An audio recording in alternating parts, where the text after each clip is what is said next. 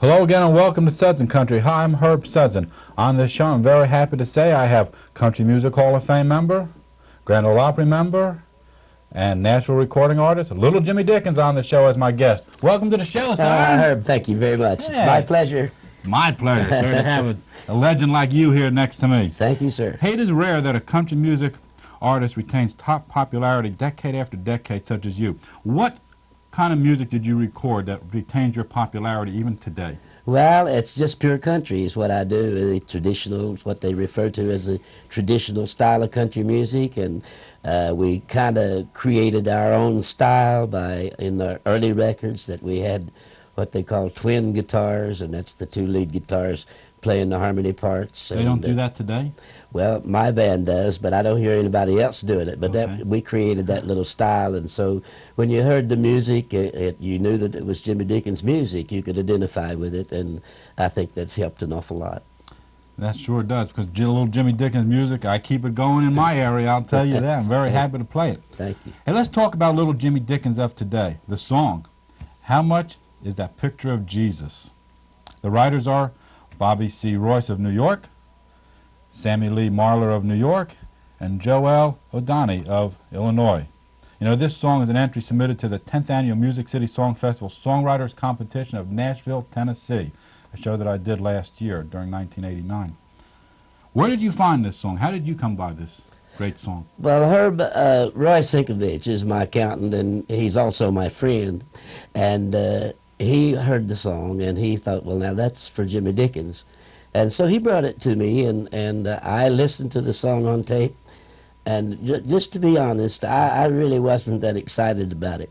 But I always give a song a chance. When someone sends me a song and I listen to it once, I don't throw it away. I play that song over and over and over again.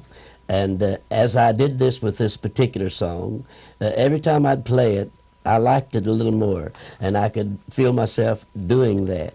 And eventually, it got to the point where I went to bed with that on my mind. I was singing in my mind the chorus of the song, and I'd wake up in the morning, and that was the first thing. When my feet hit the floor, I was singing that chorus of that song.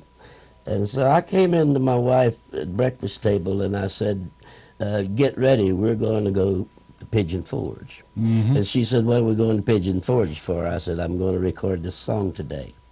And we did, and I think it came off nicely. Sounds good, huh? You're satisfied, man? I really am. I'm satisfied with the production on it, because I went to a recording studio. Walter Haynes was in the first band that I had here in 1949. Wow. He played steel, fiddle, and drums in my band. And he was also Owen Bradley's right-arm man at Decca for 10 years. And he produced some big records like Country Bumpkin by Cal Smith and Satin Sheets by Jeannie Pruitt. Classics. And the man knows how I feel, and he knows how to record me. And I think for the first time that we worked together, this just came off just lovely. How many years has it been since you worked with him? I hadn't worked with him I guess since he left my band in '56. Wow, wow. Yeah. And he didn't forget little Jimmy Dickens and your music, huh? No, never. Jimmy, it's a great song, and it sure has all the makings of a Christmas standard to be.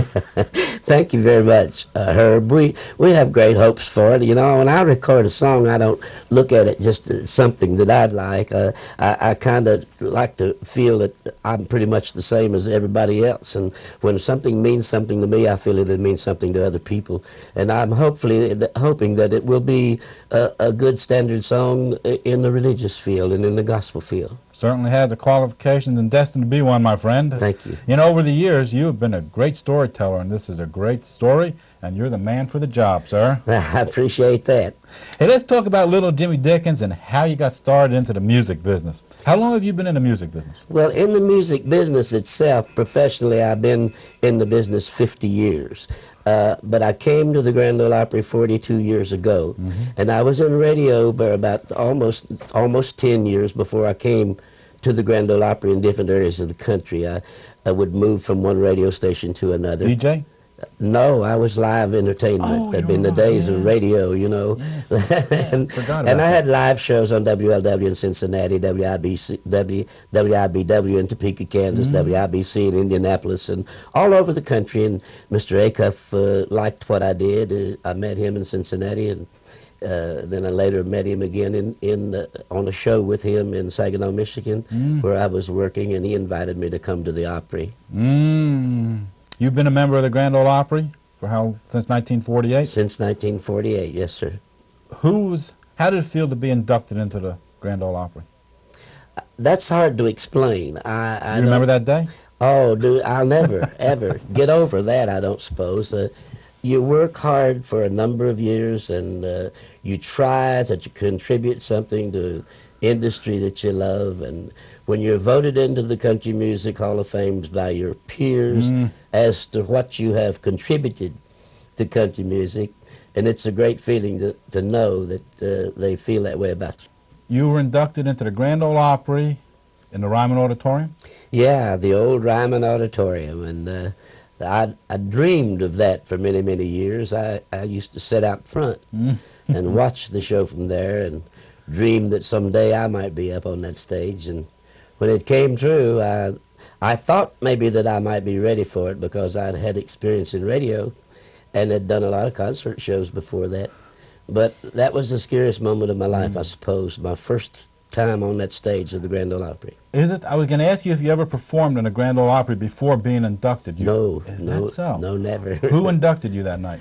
Red Foley. No kidding. I was a guest on his program the first time I was on that stage, and he was on the NBC portion of live broadcasts from the Opry. What song did you sing that night? Not right offhand, it's hard for me to remember. I think maybe might have sang an old song called John Henry. I think that was one of the That's first. a classic. Yes, sir. What are some of the requirements to be asked to be a member of the Grand Ole Opry? I never did know that. Well, today it's a little different. You got to have something going for you big in records, and like charted records in the top 10, a lot of those, and maybe number ones. And it's a little stiffer competition today than it was when I came. Where have you traveled with the Opry to do special shows? Well, with the Opry, I haven't done that much, but myself, with my own unit and my own group, I've been on the road 42 years and averaged 100,000 miles a year. And every major city and little whistle stop in the United States, I've played it. I've been there at one time or another, and I've been to Europe 13 times, working for the American military in all points of Europe. And went to the Far East and Southeast Asia 3 different times. Where was the most unusual location you've ever played? The most unusual place you ever performed? Well, I think maybe that might have been in Bangkok, Korat, in Bangkok, Thailand, or Korat, Thailand. In Korat, we didn't have any electricity, and there was only about 100 men there in this one NCO club during the Vietnam crisis, and just played flat-top acoustic guitars and sang, and anything you would have done, that they would have loved it because they hadn't had any entertainment. What was the most memorable experience you ever had on stage, other than being inducted into the Grand Ole Opry? Well, being on the Grand Ole Opry, then of course the Hall of Fame thing is. Yeah, tell us about that in '83. Well, in '83, I was inducted to the Country Music Hall of Fame, and you're inducted in there and voted in by your peers, you know, as to what you've done and contributed to country music, and it's a nice feeling to know that your peers feel that way about you, and it's just an exciting thing. There's no way to express that. I'll bet. Awards. Talk about some of the awards you have won over the years. Well, the awards, I had the #1. I had the gold record with The Bird of Paradise. And great song. That silly song. And, of course, the Hall of Fame. And then there's a lot of them on the walls over there, and I can't recall just exactly as to what they all are. How many gold records? Just the one gold record. Okay. Yes, sir. How many #1s? I've had a number of #1s in the 50s. Yes, sir. How many LPs have you cut over the years? That would be hard to say also, because I was with Columbia 19 years. And then I was with Decca almost 3 years, Mm-hmm. and with United Mm-hmm. 2 years. So I've done a lot of recording. Have you ever received any unexpected awards where you said, you're sitting in the audience and say, I don't believe it's me? Well, not necessarily from the audience, but I went on board ship in Italy and in the Philippines when the boys were out at sea and were taken out by boat to work for them on the ships. And I'll tell you, those are the best audiences in the world, and they always had something nice, some plaque made up for you or something. And those things mean more to me than anything. I bet it does. They really do. I bet it does. Appreciative audience. Who have you sang for that's really famous out in the audience? Who is the most famous person in the audience that you performed for? You recall? No, I don't recall that. any famous. Did anybody else ever record your songs? Well, yes.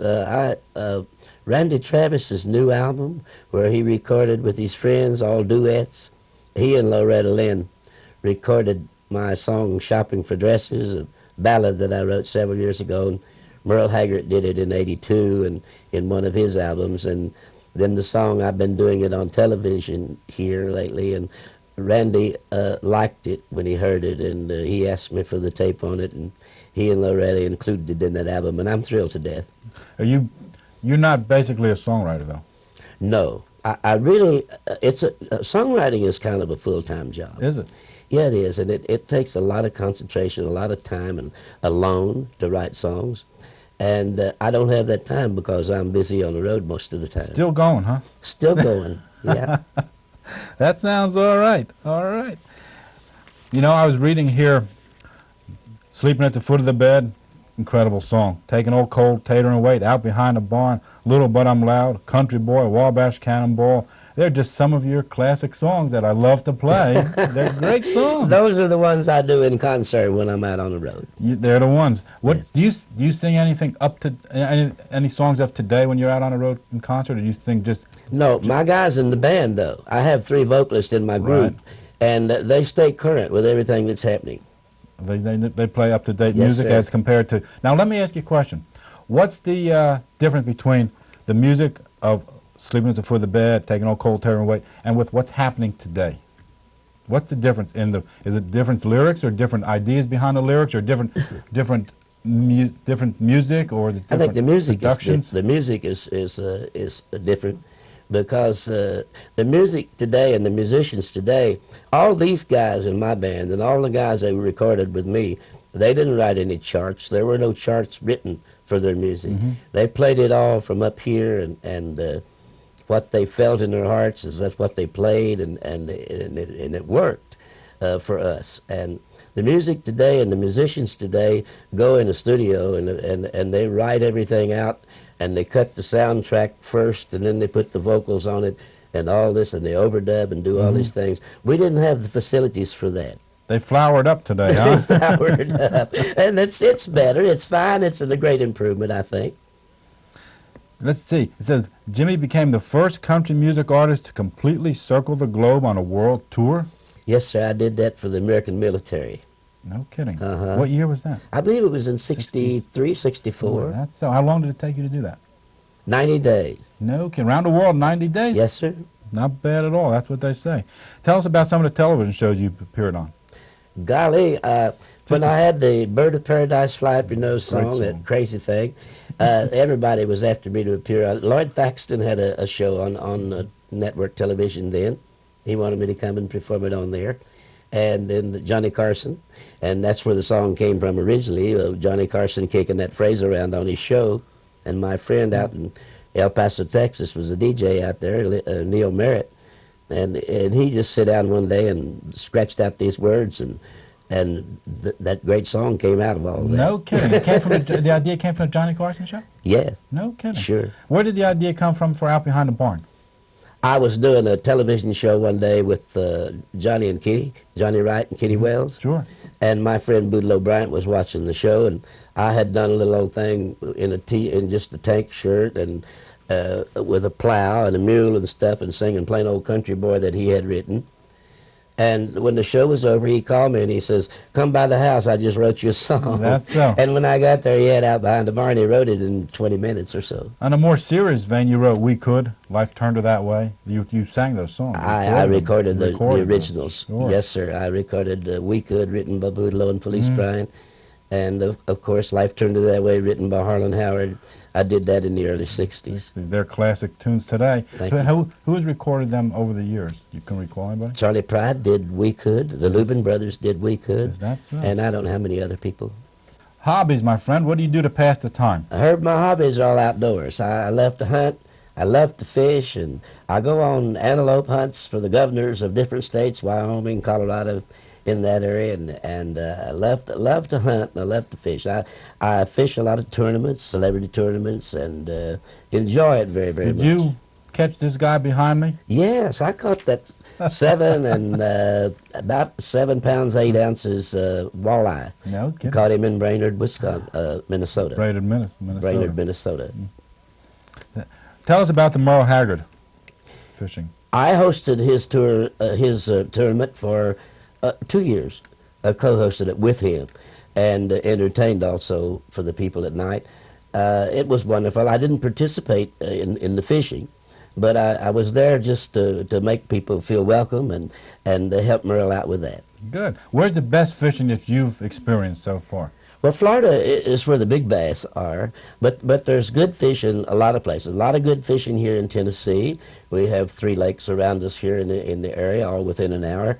And then, of course, Minnesota and Wisconsin, the fishing is excellent. Is that so? Yes, sir. How about to the northern neighbors? Oh, in Canada? My, the big ones are up there. That's so. Yes. What was the biggest fish you ever caught? I caught a 25-pound salmon off the coast of Bellingham one time. You need help reeling that boy in? I wrestled him for a while. He about wore me out. Tell us about your outfits, Jimmy. Incredible. My outfits, I don't know. I'm kind of proud of my outfits. I get kidded a lot about them being so far out. But I feel good in them on the stage, and I have them made. I started out in 1949. I introduced them to the country music here in Nashville, especially at the Grand Ole Opry. And a man by the name of Mr. Nudie in Hollywood, California, made all my clothes until his death. And then his son-in-law, Manuel, took over, and he makes all my clothes at this time. Did it do anything for your popularity when you first walked out on the stage wearing that kind of an outfit? I think so, because I've tried it both ways, and I don't get the response in just the plain dress suit that I do with the wardrobe. Is that so? So Yes, every time sir. you perform, no matter where you are in the world, it's the... Yes, I'd feel naked without it. Have you anybody ever called you the Rhinestone Cowboy? No, I haven't been called a Rhinestone Cowboy yet. Stand up and model that Oh, jacket. yes, all right. It's incredible. I'll do that. Take a look at the back, folks. Okay. Incredible. Thank you, sir. Incredible. Who designs it? Well, I help design. I Okay. give him the idea. I just give him an idea as to what I want, and then he does the rest. Man, he has a Very wild creative. imagination. Very creative man. He really do the job. How many outfits do you have that resemble this one? I imagine 30 changes. Is that so? Yes, sir. Wow. Good thing you don't gain weight or lose weight, or you'd be out of luck. here. I do that. I was just, is there a size variation in these? No, well, I usually try to get into them anyway. You know, I accuse the cleaners of shrinking them. I just happened to see a Grand Ole Opry wristwatch. Yes, sir. How did that come about? Well, they one year for Christmas they gave us these watches. Says Grand Ole Opry since 1925. That you have to be a member to get that? Yes. Isn't that incredible? And you want to get a picture of the belt buckle? The belt buckle Oh, is the belt incredible buckle? too. Okay. That was the 1983 Country Music Hall of Fame induction belt buckle. Incredible. All these highlights in your life, they were the top highlights of your life. Yes, indeed. Well, I'm very proud of the buckle. I'm proud of my watch, and I'm sure that anyone else who received one of them are Great. just equally as proud. Well, sir, it's been an experience to have you, and definitely an honor and a pleasure. Well, it's been my pleasure. A And legend in country music is sitting next to me. I appreciate your kindness and having me on your program, and I hope that I can do it again sometime. Anytime you want to, you can be my guest, sir. Thank You're you a very kind much. man. Thank Little you. Jimmy Thank you, Dickens. sir. Hey, this is Herb Sudson. Thanks for watching. Remember, keep smiling and keep it country.